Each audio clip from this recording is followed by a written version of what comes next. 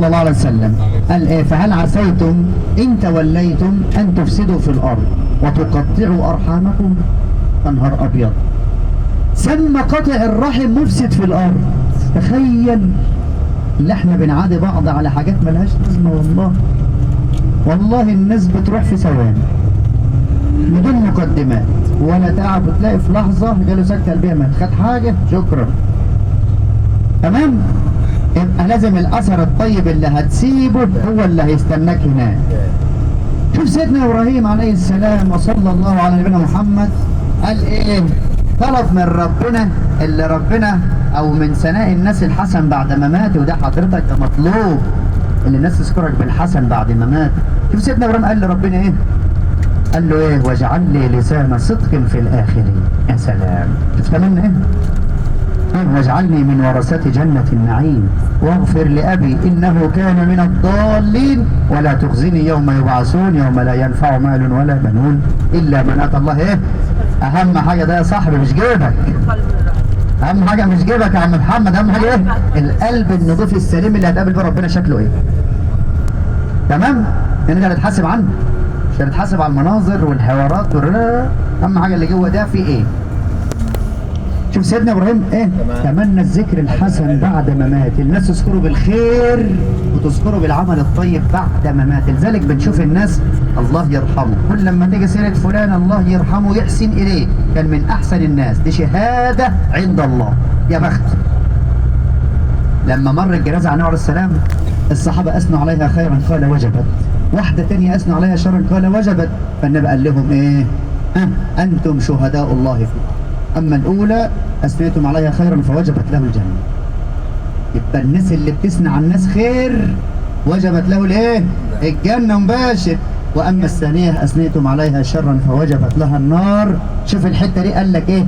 أنتم شهداء الله في الأرض. مثلا لذلك الناس اللي بتشهد له بالخير يا عم الحاج محمد يا بخت، جيرانه يشهدوا له بالخير يا بخت. ذكر الثانية الحسن مطلوب. نرجع تاني السيدة خديجة رضي الله عنها وارضاها قالت له ما تخافش، ده انت هتبقى تمام التمام وربنا مش هيخزيك ابدا. فسيدنا ورقة بن نوفل هو تقريبا تنصر تقريبا او حاجه، وكان يقرا الناموس. ورقة بن نوفل كان ابن خالد السيدة خديجة رضي الله عنها وارضاها. فالنبي عليه السلام كان يقرا الناموس ورقة ده، فالنبي عليه السلام بيقول له انا حصل معايا كذا كذا في الغار. قال له ما اوتي قوم بمثل ما جئت به يا محمد الا اعودي واخرج من قومه. النبي قال لا، او مخرجيه هم هيطلعوني من مكه؟ قال نعم، ما اوتي احد بمثل ما جئت به الا اخرج من قومه. لذلك النبي اخرج من قومه برضه.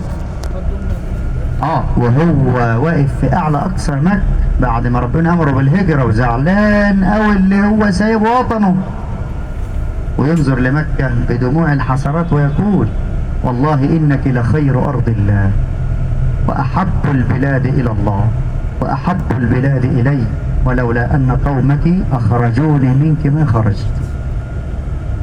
فحب الاوطان من الدين، حبك لمصر من الدين، حبك لوطنك من الدين.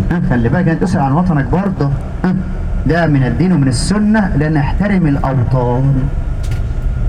فالسيدة خديجة قالت له ما تخافش يا حاج، نتعلم من السنة من جبر الخاطر. تنزلي هنا يا حاجة؟ السكن اهو، تنزلوا ولا هتكملوا الحرم؟ هتنزلوا؟ استنى حبيبي ثواني دقيقة حبيبي، معلش يا عم محمود، خليها في دقيقة واحدة انزل حاجة بس. معلش يا حبيبي حاج اهو النازله بتاعتكم اهي حاج، النازله هنا يلا ماشي يلا. يلا والله خلي بالك من السلك ده يا حاج. ماشي خلي بالك يا حاج مروه، يا حاج هترجع بس 20 متر يمين اهو. خلاص هات حاجه تمرمي بجد والله. لسه حاج معاك ولا حاجه؟ لسه يا جماعه، لسه احنا لا. ماشي يا حاج وجل، امسك اي حاجه رن عليك. ربنا يبارك فيك يا رب. الف سلامه.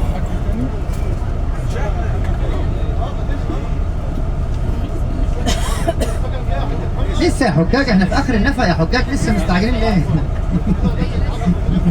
لسه يا حجاج. بعد ما تصلوا على النبي. النبي عليه السلام السيدة خديجة رضي الله عنها وارضاها كان دايما يذكر خديجة خديجة، كل شوية يقول خديجة. يقول للسيدة عائشة أرسلوا لصديقات خديجة، كل ما يذبح شاه النبي يقول إيه؟ أرسلوا لصديقات خديجة. ودوا لمين؟ للصحابات خديجة.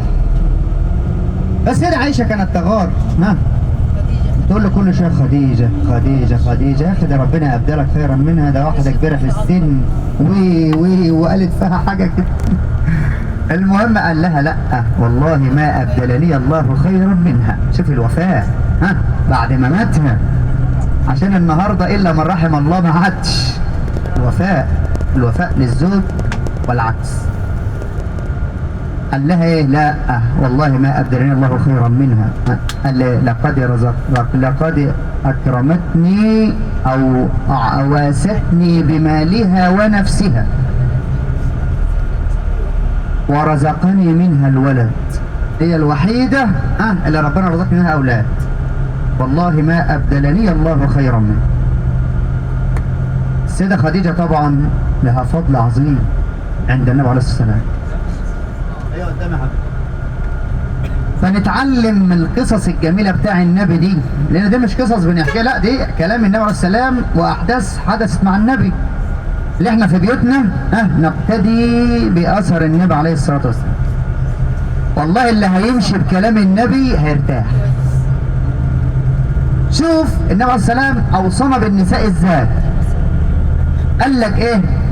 قال لك عن المراه رفقا بالقوارير. سمى المرأة قارة ليه؟ لأنها سريعة الانكسار، في ثانية واحدة تنكسر. لذلك النبي عليه السلام آخر وصية وصانا بالنساء. قال لك إيه؟ النساء وما ملكت أيمانكم. كانت آخر وصية النبي وهو يغرغر في أنفاس حياته الأخيرة. يلا حبيبي، ربنا يبارك فيكم ويتقبل منكم وسامحونا صدعناكم. والله صدعناكم.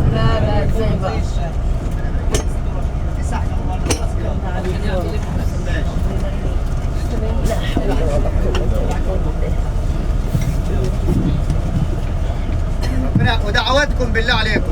ربنا يصلح لك الحال. احنا مروحين النهارده ان شاء الله لمصر، محتاجين اي شيء؟ ازاي؟ اي شيء نروح لكم. هتكمل معانا؟ الحاج محمود بقى اخونا الكبير. هنكمل على اللي عايز يروح الحرم يروح، اللي عايز ارتاح. الجو حر وزحمه دلوقتي، ارتاح. انتوا هتروحوا دلوقتي؟ لا عازم انا ما اعرفش والله التفاصيل ايه. هو الحاج محمود محرم هيروح. وراح فين؟ هو نزل هنا. يوه؟ روحوا مع بعض، اتفقوا مثلا